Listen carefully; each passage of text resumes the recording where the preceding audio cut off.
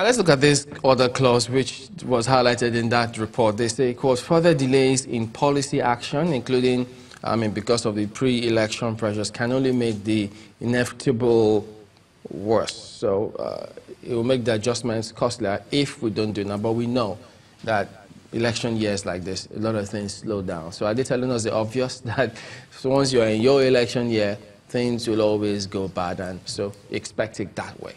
Yes, investment and some other critical decisions are a function of expectations. Naturally, in an election year, there's an expectation that there will be uncertainty, violence, and all of that. In fact, we have some elites, once it gets close to election, they fly out of the country and come back after the election. So it's all a function of expectation. But I think the point that is being made here, although it was not explicitly stated, has to do with some major reforms that could have implications for the political capital of the administration.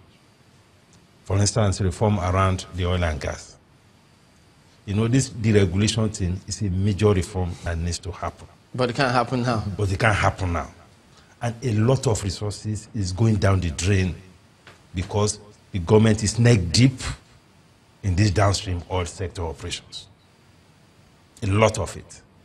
You have the subsidy crisis, debates here and there. We are talking of trillions of naira. And because of the whole process of importing, subsidizing, transporting, equalization fund, all sorts of things happening. But we've heard this government say... And the only way to clean up that space is to get the government out of it. But, we've heard this government say that they frown at all of those claims about subsidy and how opaque that industry is. So why then do you think that they don't seem to be going to the whole hog? No. It's a political thing. And, the oil and gas, particularly that sector, there are also some very strong vested interest in it.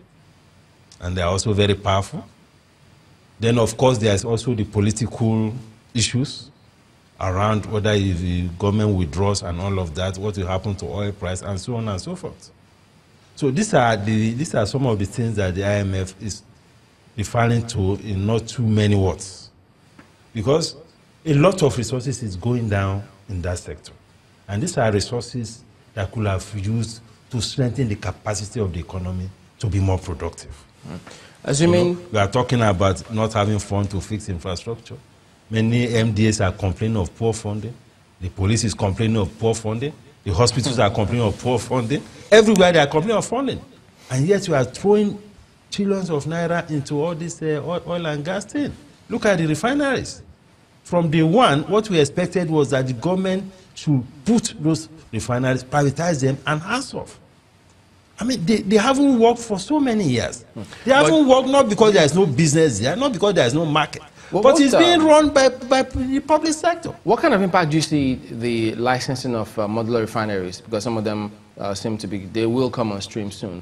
Well, what kind of impact will that have in the scheme of things? Well, you say they will come on stream soon. Well, some of them I hope that will not be misplayed, because we have had people carrying licenses for several years. We've seen some of them who have said, yes, we want to start. Okay, we wait and see.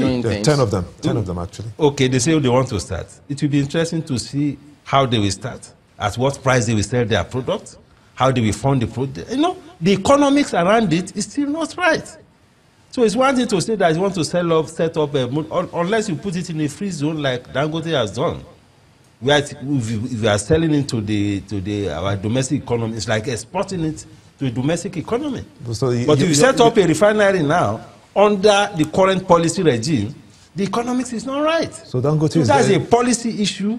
Some of the policy problems that the IMF is also referring to. Will it be right to say that Dangote, when it comes on stream in 2019, will be able to solve some of these internal concerns with regards to petrol availability in the country?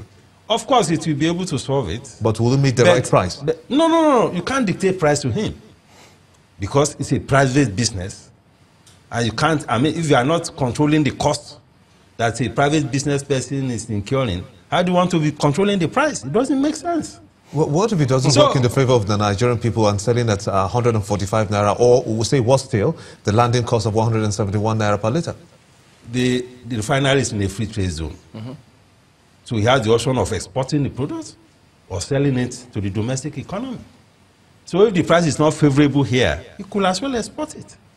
So we have to get the pricing regime right for that kind of refinery to also impact positively on the economy and even to encourage even more refineries.